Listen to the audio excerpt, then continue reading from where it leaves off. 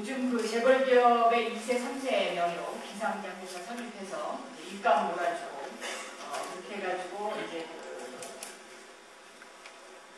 상장시켜가지고 합격 증여와 관련된 질문을 드리겠습니다. 이 일감 몰아주기와 관련해서 지난주에 재경부 장관에게 질의를 드렸더니 재경부 장관께서 그 과세욕에 대한 판단 전적으로 국세청의 몫이라고 말씀하셨고요. 그리고 과세 가능성이 5대 5다, 최소한 5대 5다라는 지적에 대해서 동의를 하셨습니다. 앞으로 이 국세청장님은 이 부분을 어떻게 하실 계획입니까? 왜냐하면 지금까지 그 경제부총리께서 이렇게 국세청의 전적인 어떤 국세청의 판단이다라고 답변하신 것은 과거에는 없었던 일이라고 제가 여겨집니다. 일감 몰아주기에 대한 과세요 판단은 참 어렵습니다. 작년부터 의원님도 여러 번 지적해 주셨고 저희들도 검토를 많이 했고 그래서 몇 가지 쟁점 사항들에 대해서 저희들이 지적을 했던 것인데 사실 판단할 사항이다라고 답변이 최근에 왔습니다. 그래서 아직까지 그 내용이 저희들이 다시 한번 검토를 해봐야 되는데 우리가 사실 판단을 사실 조사가 덜 된 부분이 있는지 그런 부분부터 한번 확인을 해서 사실 판단을 마저 했을 경우에 법률 해석을 어떻게 할 것인가 그 문제는 새로이 검토를 시작해 봐야 된다고 생각하고 있습니다. 지금 이 일감 몰아주기와 관련한 합법 증여는요, 그 SK그룹의 SKCNC라든지 현대자동차의 글로비스, 신세계그룹의 강주 신세계, 효성그룹의 효성건설, 또 태광그룹의 태광시스템즈 해가지고 이게 굉장히 만연을 하고 있지 않습니까? 그래서 지금 이 어떤 사실 판단 여부를 국세청이 할 수 있는 어떤 그런 시대가 오고 있는 이 시점에서 제가 보기에는 이렇게 논란이 될 수 있는 부분 같은 것은 위원회를 구성하는 것도 하나의 방법이 될 수 있지 않을까 생각하는데 국세청장님께서 어떻게 보시는지요? 네, 좋은 말씀입니다. 위원회도 한번 저희들 검토를 해보겠고요. 지금 거기에 대해서는 제 개인적인 소신으로는 여하튼 자기 과세에 대해서는 자기가 책임을 지고 명예를 걸고 해야 된다는 생각을 갖고 있습니다. 그리고 조세 법률주의라는 것이 마그나 카르타 이대로 민주주의하고 함께 발전해왔기 때문에 법 가능정이라든가 시민들의 생각은 이건 당연히 이건 세금을 내야 되지 않느냐 하지만 조세 법률주의가 규정하고 있지 않으면 세법 집행기관으로서 그것을 감정만으로 과세는 할 수가 없습니다. 또 저희들이 부실과세를 축소해 나가려고 노력을 하는데 그래서 대표적인 건에서 이론적인 준비가 되지 않은 채로 가서 법원에게 판단을 맡긴다는 건 어떻게 보면 무책임한 자세가 될 수도 있고요. 그래서 신중하게 검토를 하겠습니다. 그리고 과거에 이 삼성 에버랜드 CD 저가 발행과 관련해서는요. 지금 이것도 상당히 논란이 있는 부분입니다. 그런데 과거 시대가 지금 같았으면 과거에도 재경부에서 이것을 적당하지 않은 예비를 줘서 국세청에게 과세 불가하다라는 뭐 이런 입장을 하지 않고 국세청 판단에 맡기라 뭐 그런 시대였었다면 이런 부분이 없었다고 생각했는데 이거는 이제 지나간 일이긴 합니다만은 현재 이 삼성 에버랜드의 저가 발행, CD 저가 발행과 관련해서는 부당행위가 있었느냐 없었느냐가 논란의 대상이 되는 것 같습니다. 그래서 이 부당행위 부분을 광의로 해석하느냐, 협의로 해석하느냐의 부분에 따라서 이것이 과세 가능하기도 하고 불가능하기도 하고 하는 그런 부분이 있는데 이 부분에 대해서 국세청에서 다시 한번 검토를 해보실 의향은 없으십니까? 계속 검토를 하겠습니다. 그 부당행위 부분에 대해서는 그 당시에 제가 알기로는 부당행위 과세 조항이 없었습니다. 그런 경우에 그 이후에 그때 소급입고 문제가 때문에 과세를 못하고 지금까지 오고 있는 상황이기 때문에 그것도 검토를 하고 또 의원님들 말씀대로 저희들이 또 보완할 사항이 있으면 계속 검토해 나가도록 하겠습니다. 왜냐하면 부당행위라고 볼 경우에는 질적기간이 10년이 되기 때문에 이게 내년도까지 과세가 가능하다는 점을 국세청장님께서는 반드시 좀 유념해 주셨으면 합니다. 소멸시효는 남아 있었는데 그 당시에 문제 과세를 하게 된 소급 과세 문제가 있습니다. 그러지 않겠습니까? 대신 그 일감 몰아주기 부분에 대해 갖고는 저희들이 부당행위로 과세할 수 있는지는 정기세무조사 시 엄정하게 검증해 보도록 하겠습니다. 그리고 소급 부분은요, 국세청장님께서 조금 제 질문을 잘못 이해하고 계신 것 같은데요. 이것이 부당행위로 간주될 경우에는 그 제초 기간이 10년이기 때문에요. 이게 97년도에 행해진 일이거든요. 그래서 2007년까지 과세가 가능하다는 점을 제가 한번 시효는 남아 있는데 네. 그때 입법이 될 때 그런 경우를 갖다 부당행위로 규정한 법이 그 다음에 만들어졌기 때문에 소급과세가 된다는 게 소멸시효는 남아있지만 그런 말씀입니다. 종합부동산세와 관련해서 좀 질의드리겠습니다. 이 권원규 총리께서 이제 과세 대상이 36만에서 37만 정도 된다고 답변하셨습니다. 그런데 이 종합부동산세가 이제 잘 정리가 되려면은 세대별 이 합산과세를 하는데 호적 재료에 대한 전산망 자료 입수가 관건이 아닙니까? 그런데 이거 법원 행정처가 잘 협조를 해주고 있습니까?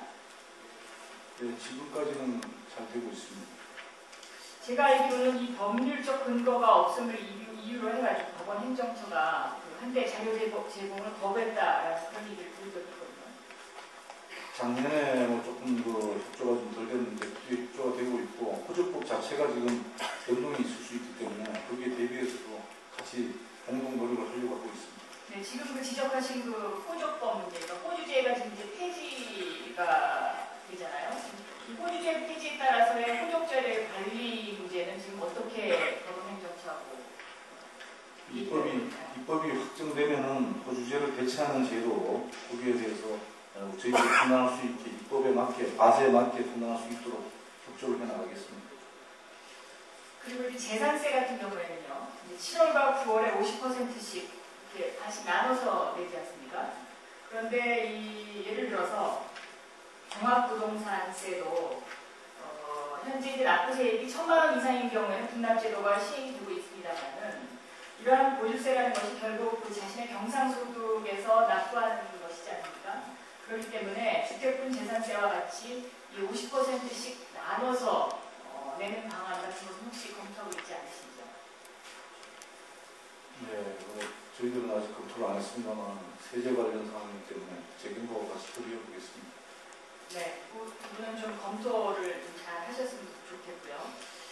그리고 이제 국세청의 어떤 이 내부 비리 문제가 최근 언론 보도에 자주 등장을 하고 있습니다. 네.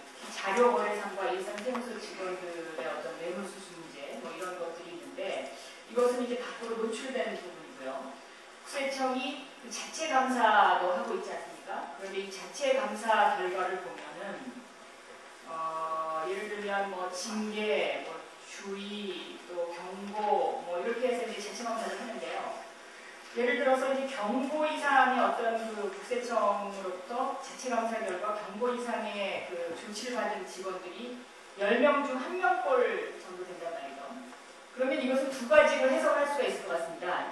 국세청의 자체 감사가 대단히 활발하고 또 잘 되고 있다라는 이제 그런 반증이기도 하지만 또 한편으로는 아직도 국세청의 어떤 직원들 내부에서 예를 들면 그 세금의 과소 부과라든가 이런 문제를 가지고 뭔가 좀 깨끗하지 않은 부분이 많이 있는 거 아니냐 이런 두 가지 해석을 동시에 할 수가 있는데요. 여기에 대해서 국세청장님 의견은 어떠신지요?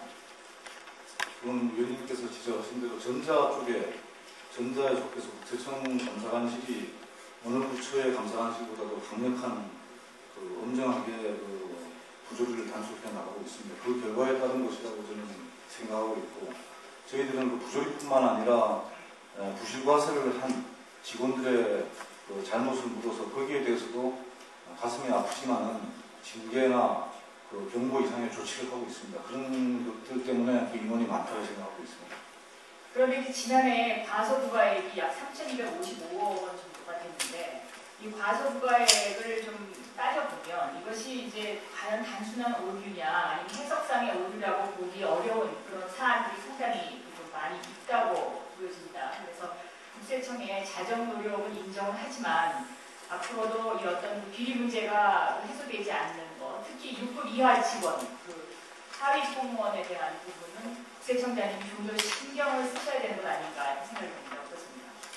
전체적으로 지금 위원님 지적 저희들 공감하고 있고 6급 이하 직원들에 대해서도 비리를 갖다가 단속을 해나가고 전체적으로 좀 많이 줄어들고 있습니다. 통계상으로도 줄어들고 저희들이 체감할 수 있는 부분도 굉장히 줄어들고 있고 그래서 그 부분들은 더욱더 부조리를 더 축소시켜 나가도록 더욱더 노력하겠습니다. 그리고 지난해 이제 그 과소 부가액은 3,255억 원이고요. 과다 부가액은 712억 1억 원이에요. 그러면 이것은 이제 좀 억울하게 세금을 낸 사람들이 있는 거죠. 그런데 이 억울하게 세금을 낸 사람들이 이제 소송을 하지 않습니까? 그 소송을 하면 변호사 비용은 이제 그 국가가 나중에 이제 그 예를 들면 국세청이 패소하고 그 소송자가 승소했을 경우에 물어주지만 예를 들면 세무 대리인 비용은 현행법상 보전을 받을 수가 없는 것으로 되어 있는데 이 부분에 대해서는 좀 어떻게 좀 개선이 있어야 된다고 생각하시지 않죠? 글쎄, 그거는 예산상의 문제라든가 이런 거 같이 한번 검토를 해봐야 될 것 같습니다. 단순한 뭐 예산상의 문제라기보다 이 부분이 꽤 액수가 큽니다. 그러니까 예를 들어서 세무대리인 비용을 본인이 부담해야 되는 경우 이런 부분이 꽤 크기 때문에 그 따뜻한 세정이라는 측면에서도 이 부분이 제가 보기엔 해당되지 않나 싶습니다. 그래서 질문을 드리는 겁니다. 같이 검토해 보겠습니다. 네. 그 다음에 끝으로요, 이 자료상 문제가 굉장히 심각한데요. 이제 비리도 이 자료상 부분에서 그래서 이제 재경부가 2006년도 세제 개편안 중에 이러한 자료상의 어떤 거래를 방지하기 위해서 매입자 세금 계산서 제도를 도입을 했어요. 입법 취지는 방향이 맞는 것 같은데 실무적으로 이 제도의 효율성이 어느 정도나 된다고 생각하십니까?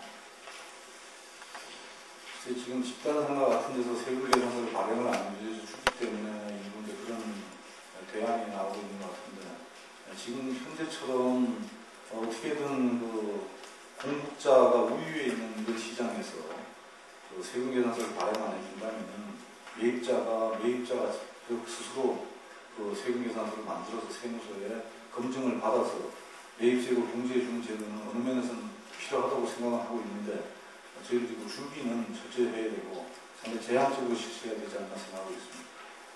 네, 잘 알았습니다. 나머지 그 OECD 국세청장 그 회의 결과와 관련된 질의가 몇 가지 서면으로 질의하겠습니다. 네, 고맙습니다. 네.